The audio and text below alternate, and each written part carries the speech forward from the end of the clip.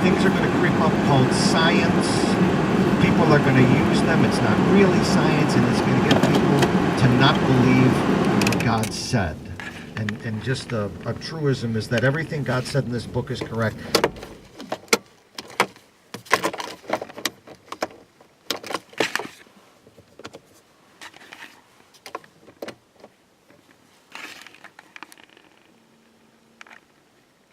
Even the few times he touches on science, and he doesn't touch on it much, but when he does, he's correct. It often takes science a long time to catch up with it.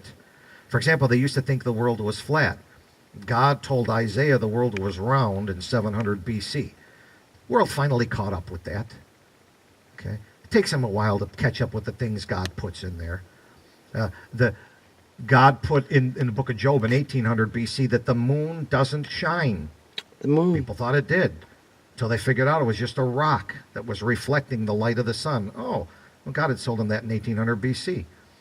God told them the circulatory system contained the blood, and it was essential for life. I think it was Harvey figured that out in about 1500 AD. God told Leviticus that in 1400 BC, 30 centuries ahead. So it does take science a while to catch up. So in the meantime, if science is teaching you something different, don't let that stuff worry you. It'll eventually catch up with what the book says.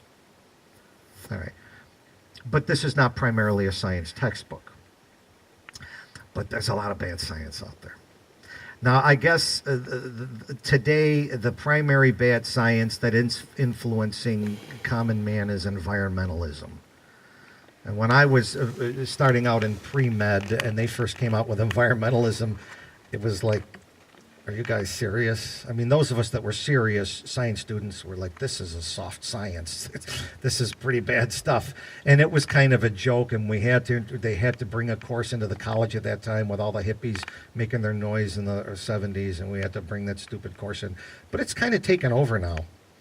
And that's kind of what people are indoctrinated in. So recently, a top U.S. intelligence agent has uncovered a 164-page research document that contains evidence that a network of politicians, corporations, and scientists are conspiring together to promote the fear of global warming or climate change, despite evidence that clearly states no such warming is existing.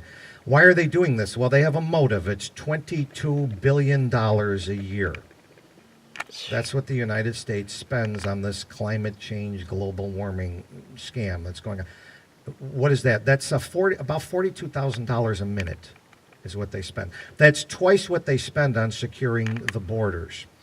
This network of politicians, quasi-corporations, and scientists are trying to hide this research document because it proves once and for all that this whole thing is a sham, perpetuated by these dirty government officials, greedy crony corporations, and paid-off hack scientists.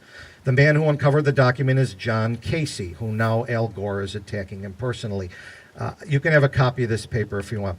John Casey is a former White House space program advisor. He used to work for NASA. He was a space shuttle engineer. He's a real government insider, believe it or not. He spent 35 years doing classified research, examining confidential documents, and directing critical scientific programs. In 1986, there was a space shuttle that blew up, the Challenger, on takeoff. And Congress looked for the best people to figure out what was going on, and they appointed John to be in charge of one of the investigation committees and to help NASA figure out what happened there, because he was an expert in these things. They trusted him. Capitol Hill, Congress, NASA trusted his detailed analytical approach and his engineering credentials, that they asked him to be the lead researcher on one of the greatest tragedies of the nation. After 35 years of serving his country, he retired in Florida. He wanted to live peacefully, spend time with his grandkids, and work on his hobbies. In 2007, in April, he was doing some research, which is something he likes to do for a hobby, and he found that this climate change, global warming, is a sham. Where did he find it? Right inside the government's own scientific research. It destroys their argument for global warming. Using their own data, John has proven that this